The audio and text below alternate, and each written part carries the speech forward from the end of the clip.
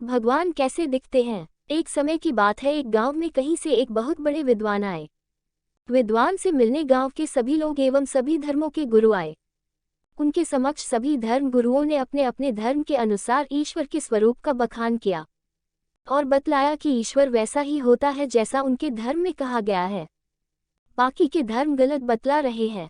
तभी अतिथि विद्वान ने सभी को एक साथ बुलाया और उनसे कहा कि मैं आपको एक कहानी सुनाता हूँ। उस कहानी को सुनकर आप समझ जाएंगे कि ईश्वर कैसा दिखाई देता है। एक गांव में बहुत सारे अंधे व्यक्ति रहते थे। उन्होंने कभी भी हाथी को नहीं देखा था। एक बार एक महावत गांव में अपने साथ एक हाथी लेकर आया।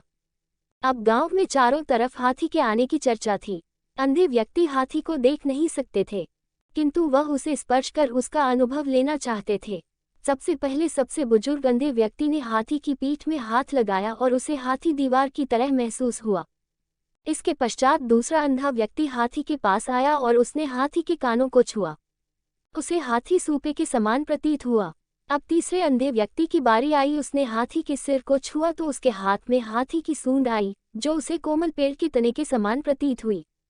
जब चौथे व्यक्ति ने हाथी को छुआ तो उसके हाथ में हाथी के पैर आए, जो उसे खंभे के समान महसूस हुए। पांचवें व्यक्ति के हाथ में हाथी की पूंछ आई, जो उसे किसी मोटी रस्सी के समान प्रतीत हुई।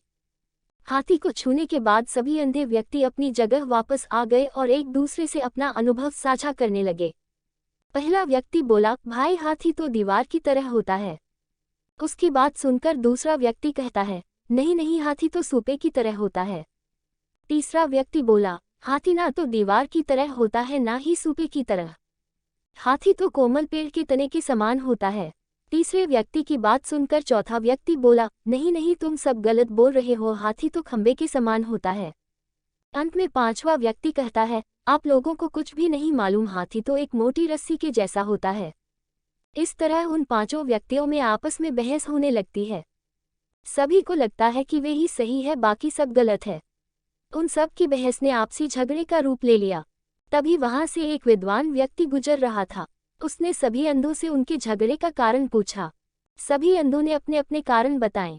तब बुद्धिमान व्यक्ति बोला, आप सभी अपनी अपनी जगह सही है, क्योंकि आपने हाथी को जितना स्पर्श करके महसूस किया आप केवल उतना ही जानते हैं। हाथी तो इससे कई गुना बड़ा है। जिसने जो स्पर्श किया अपने अनुभव से वह वही बतला रहा है और वह सत्य भी है। ठीक इसी तरह ईश्वर भी होता है। वह इतना विशाल होता है कि उसे समझ पाना किसी भी इंसान अथवा धर्म के बस की बात नहीं है।